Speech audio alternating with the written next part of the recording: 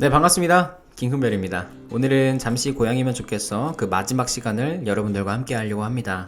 마지막 챕터는 고양이의 관리입니다. 이 5장으로 여러분들과 이 책을 마무리해 볼 수 있도록 하겠습니다. 사실 그 고양이의 관리에 대한 챕터는요, 그렇게 뭐 제가 늘 이렇게 리뷰하는 스타일처럼 뭐 이렇게 따오거나 할 만한 것들은 없었던 것 같아요. 왜냐면 이렇게 단순하게 고양이를 관리하는 그런 여러 가지 팁과 노하우들에 대해서 이야기를 하고 있기 때문에 사실은 굉장히 도움이 많이 되는 집사들한테 굉장히 도움이 많이 되는 그런 챕터였던 것 같습니다. 그래서 이렇게 책을 마무리하면 조금 아쉬울 것 같아서요, 별의별 이야기 겸 이 책에 대해서 이야기를 하면서 또 저의 고양이들에 대한 이야기를 하면서 좀 마무리를 해보려고 합니다. 일단 정말 좋은 책이었어요. 정말 좋은 책이었고 제가 기대했던 만큼 참 많은 생각들을 하게 해주는 책이었던 것 같습니다. 여러가지 챕터들이 있었고 여러가지 이야기들이 있었습니다. 집사라면 반려동물을 기르는 사람이라면 내 동물들을 책으로 내려고 마음을 먹는 순간부터 아마 정말 많은 에피소드가 떠오를 것 같아요.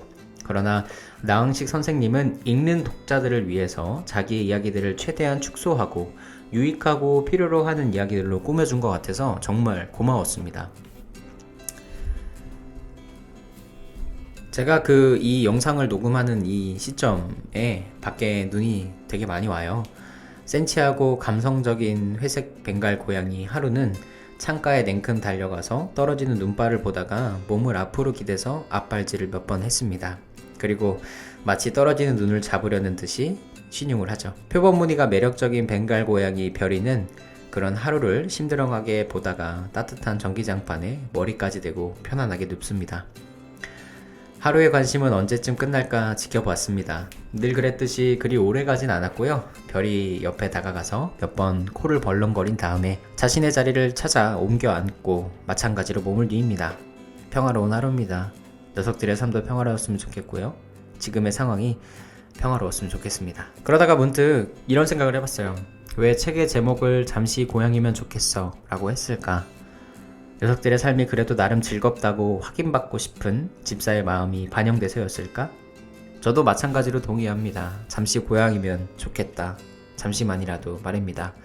그래서 내가 고양이가 돼서 야 집사, 이게 불편해, 저게 불편해, 야 이거 너무 어려워, 이거 왜 이렇게 해주는 거야?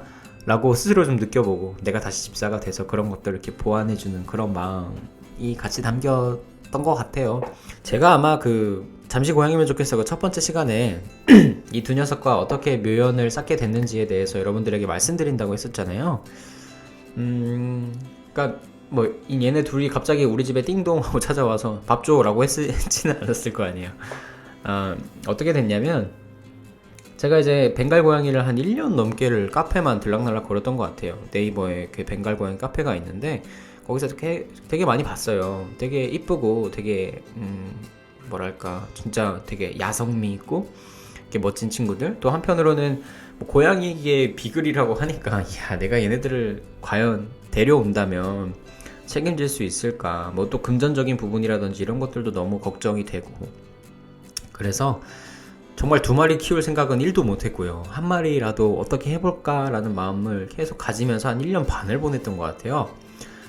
그러다가 제가 잠시 이렇게 여러 군데 출장 다니는 일들을 하다가 어느 지역에 갔었어요. 그래서 지역에 가서 이제 밤에 혼자 있기 심심해서 영화라도 볼까 하고 그 지역에 영화관을 갔는데 신기하게 영화관 반대편에 이렇게 작은 펫샵이 있더라고요. 그래서 거기를 한번 가봤는데, 보통 펫샵 하면은 강아지들이 되게 많잖아요.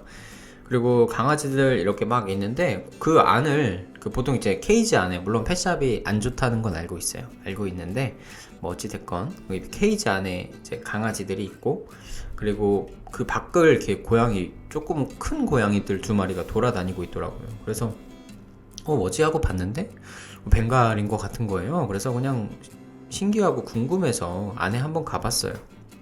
그랬더니 사장님이 왜 어떻게 오셨어요? 그러길래 그냥 고양이가 안에 있길래 특이해서 와봤습니다 라고 하니까 얘네들이요? 하고 이렇게 애들을 이렇게 보여주시더라고요. 근데 보여줄 것도 없이 그냥 지들끼리 겁나 돌아다니고 있었어요. 그때 이제 캐초딩 때였죠. 한 5개월, 6개월 정도 됐던 것 같아요, 애들이. 그래서 아니 왜 여기에 이렇게 벵갈 고양이가 있냐, 또 이렇게 어떻게 보면 분양 보낼 시기가 조금 지난 거 아니냐. 왜냐면 이렇게 되게 아기 때 많이 가거든요. 그 사람의 마음이라는 게 참 간악해서, 벵갈 고양이 카페에서도 그런 얘기를 하더라고요. 처음 집사가 되는 사람들은 웬만하면 어린 아이를 기르지 말고 좀 1년 넘은 성묘들을 기르는 게 좋다. 왜냐면 어릴 때는 케어해줄 게 진짜 귀엽긴 하지만 모든 아이들이 다 그렇듯이 관심 가져줘야 될 게 많고 케어해줘야 될 게 많고 또 사회성이 이렇게 정립되는 시기다 보니까 성묘를 기르는 게 좋다라고 이야기를 되게 많이 했었거든요.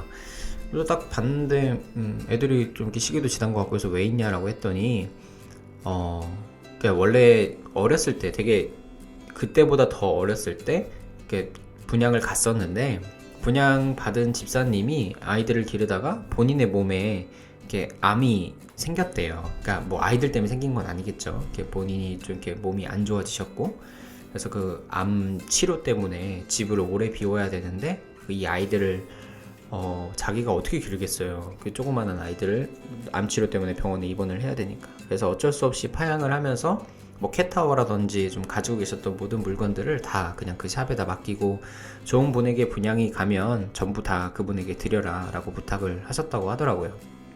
어떻게 보면 한 번 분양을 갔다가 다시 파양이 된 아이들이었는데도 불구하고 뭐 천진난말 캐초등이니까 발랄했습니다.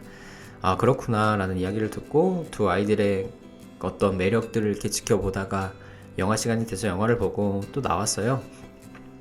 그리고 나서 한 일주일, 2주일을 계속 그 아이들이 생각이 나더라고요. 그러니까 다른 것도 아니고 또 한 번 파양된 아이들이었고, 또 그 아이들의 마음속에 뭐 어떤 상처가 있을지는 모르겠지만 또 그런 주인분의 그런 마음, 첫 집사님께서 가지고 계셨던 그런 안타까운 마음들, 뭐 이런 것들도 같이 막 생각이 나면서, 이게 뭐 사실 저 혼자 생각하는 묘연이었을 수도 있겠지만 그냥 계속 그런 것들이 마음에 밟혀서, 만약에 그때가 한 1주, 2주 지났을 때였어요. 만약에 내가 거기 다시 갔는데 그 아이들이 아직 거기 있다면 내가 다짐을 하고 데려오자 라는 마음을 가지고 이제 아내하고 같이 갔죠. 무조건 이렇게 아내에서 허락이 있어야 되니까. 그래서 아내도 그런 얘기를 듣고 나서 공감을 많이 하면서 그래 한번 가보자 라고 이야기를 하더라고요. 그래서 한번 가봤습니다. 가니까 되게 신기하게 그대로 있더라고요. 그 두 아이가 그대로. 그래서 아내하고 상의를 했습니다. 솔직한 마음, 제 솔직한 마음으로는 저는 솔직히 두 마리를 다 책임지기가 되게 어려울 것 같았어요. 아까도 말했지만 전 초보 집사고 이 두 마리를 다 책임지는 그 과정이 되게 어려울 것 같았는데, 아내가 두 아이를 보더니 그런 말을 하더라고요. 태어날 때부터 자매였고 지금도 함께 있는 모습이 되게 보기 좋은데 두 아이를 다 데려오지 않을 거면 이 아이들에게 되게 안 좋은 행동인 것 같다. 가족으로 계속해서 같이 살면서 마음속에 안 좋은 일들도 같이 쌓아가면서 있었을 텐데 둘 중에 한 마리만 뚝 떨어져 나가는 건 너무 좋지 않은 거 아니냐라는 말을 계속했어요. 그래서 저도 그 말을 들으니까 아차 싶더라고요. 또 나를 기준으로 생각했구나 라고 생각을 한 거죠. 그래서 아이고 아직 멀었다 라는 생각을 하면서 저보다 더 성숙한 아내의 선택에 의해서 이 아이들을 좀 데려오게 됐습니다. 그리고 나서 지금까지 뭐 물론 많은 어려움들이 있었습니다. 여러분들 초보 집사들이 늘 갖고 있는 밥에 대한 문제, 그리고 또 몇 가지 에피소드들을 통해서 말씀드렸던 얘네들의 실수들, 뭐 저의 실수겠죠. 그리고 화장실에 대한 문제, 뭐 이런 것들, 가끔씩 토를 할 때 왜 토를 하는지, 이게 좀 이렇게 하루가 이렇게 밥을 개걸스럽게 먹어요.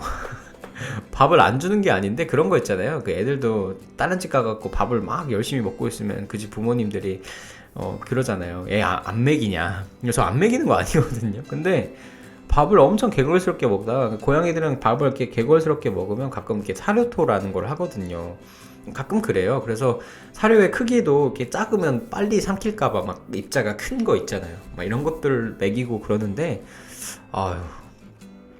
가끔 그런 것도 하고, 또 이렇게 우리가 맛동산이라고 하거든요. 그 아이들의 변을, 그래서 묽은 변을 안 보게 하면 어떻게 해야 되나 뭐 이런 것들도 연구하고, 그러다 보니까 어느새 한 1년 조금 넘었네요. 녀석들하고 함께한 시간들이. 여전히 건강하고 이제는 맛동산도 잘 만들고 여전히 발랄하고 여전히 잘 웁니다. 우는 게 많아졌어요. 말이 많아졌어요, 이제. 그래서 저한테 요구하는 것도 많고 기대는 것도 많지만 참 행복한 것 같습니다. 잠시 고양이면 좋겠어. 이렇게 마무리를 해야 될 것 같네요. 여러분들과 함께 많은 이야기 나눌 수 있어서 정말 행복했고요. 제 아이들을 소개시켜 줄 수 있어서 더욱 좋았습니다. 항상 가끔 이렇게 댓글로 우리 애들 잘 지내고 있어요? 라고 물어보시는 분들 계시다면 좀 이렇게 한 번씩 올려드릴 수 있도록 하겠습니다. 다음 책은요. 이제는 좀 두 권의 책을 좀 한꺼번에 이야기를 좀 해보려고 하는데요. 물론 중간중간 챕터를 좀 나누겠지만 강신주의 감정 수업이라는 책하고 팩트플리스라는 책을 여러분들과 함께 좀 이야기를 나눠볼 수 있도록 하겠습니다. 여기에 책을 계속 꾸준히 한번 쌓아보려고 합니다. 읽었던 책들을. 그래서 나중엔 여기가 이만큼 쌓일 때까지 한번 기다려보려고 해요. 오늘도 함께 해주셔서 정말 감사합니다. 항상 응원하는 거 알고 계시죠? 잠시 고양이면 좋겠어. 이렇게 마무리하고요. 다시 한번 나흥식 선생님에게 정말 감사하다는 말씀드리고 또 이 그림을 그려주신 윤파랑 작가님에게도 정말 감사하다는 말씀드리면서 마무리할 수 있도록 하겠습니다. 감사합니다. 내일 하루도 기쁜 날 되시기를 바라봅니다. 김큰별이었습니다.